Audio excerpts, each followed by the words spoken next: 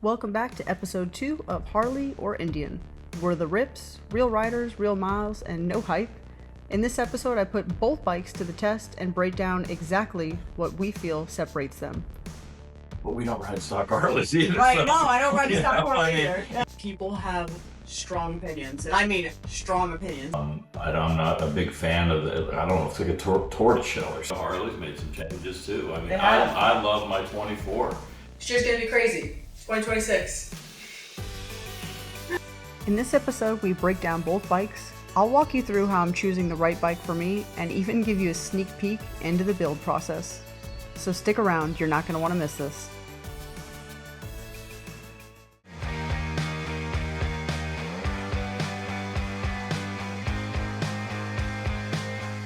So I know we've had a lot of conversations about my next build.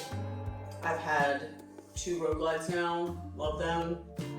She's going to a new home very soon. I think there's 30 tickets left, so she'll be out of here. Should be missed. She will be very missed. She was a great bike. She's very, very good to me. And I'm torn on what to build next.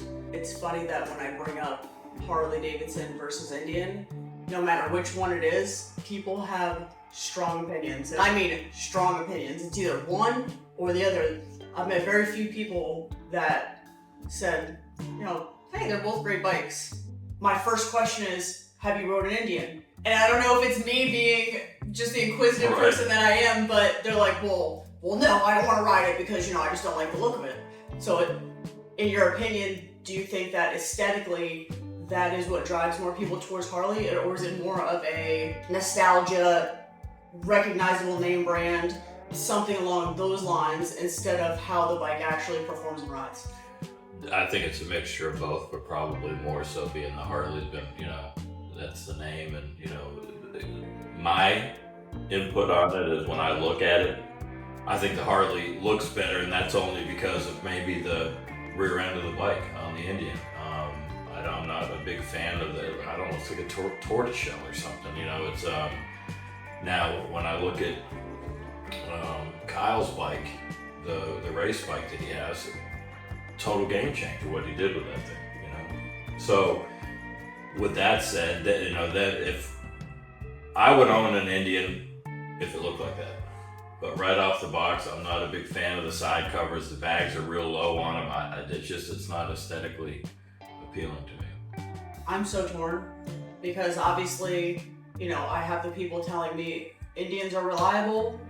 They'll get you where you need to go. You're not going to break down, the classic. You're not going to leak oil everywhere. That's the bike you want to go with if you're a rider rather than a Harley. If you want to build something super dope, win bike shows and look cool, build a Harley. So I almost want to bridge the two because I do ride quite a bit, but I do also want it to look cool. It's it'd be a cool comparison, you know what I mean? To be able to compare the two, ride the two, there's some good points about the Indian. I mean, it's fully water cooled. It comes with inverted front end. It comes with Brembo. I believe there are Brembos on it, right? I think so. Yeah. I think that structurally, it's a good bike.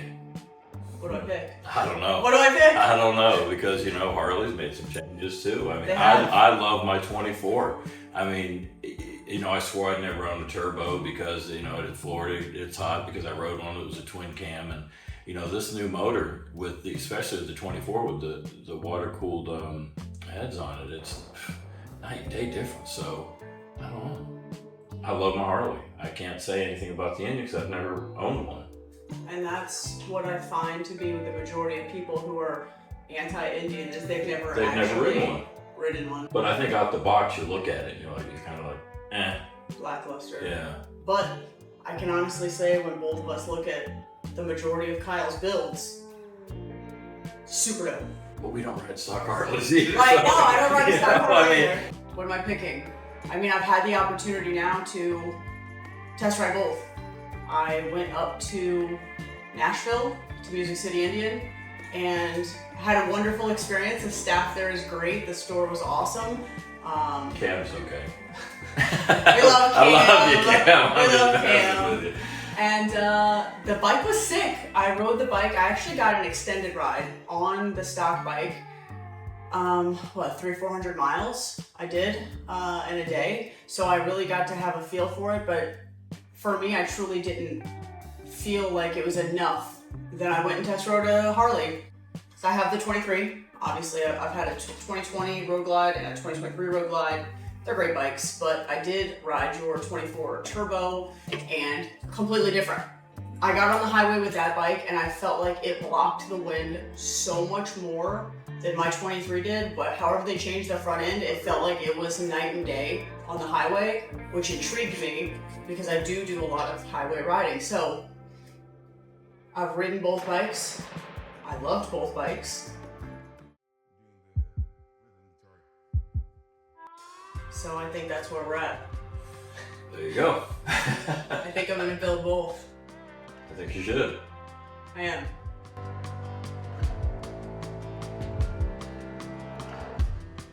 That's 2 more bikes I have to ride, so yeah, absolutely. Let's 2 more bikes we're gonna fit in this garage. I'm not really sure how we're gonna fit in the garage, but we're gonna make it happen. So yes, let's do it. I'm gonna commit to make performance builds out of both of them. Sick builds. Yeah. Sick builds. They're gonna be sick builds. I'm already eating bologna sandwiches in anticipation of my build. We're just gonna build them both out, and I'm a motorcycle enthusiast. I don't prefer one brand over the other. Obviously, there's a lot of good for each, and I'm just excited to explore both bikes and what they're gonna do for me this riding season. So I'm gonna commit right now to riding at the minimum 10,000 miles each on both builds. I'm gonna touch California from Florida on both builds this year, and I look forward to sharing my adventures and my experiences on both bikes, and I'm excited for you. I'm really excited. So hope you guys, so hopefully you guys follow along. The Challenger is with Kyle from Forever Rad, and you know, I got the opportunity to sit down and go over a lot of stuff. There'll be another video about that visit. I'm super stoked to see how it turns out. I know Kyle will nail it. I have no doubt about that. Everything he does is on point. Yeah. So Forever Rad.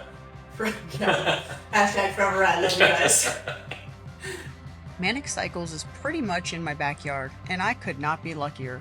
These guys are some of the most respected builders in the Harley world, known for turning great bikes into absolute weapons. Even with a tight 60-day deadline leading to Daytona Bike Week, they didn't hesitate. They squeezed me in, rolled my Road Glide straight onto the lift, and started to tear her down before I even made it back home. This is where the Harley side of the season really begins, and I cannot wait to see what this bike is about to get transformed into.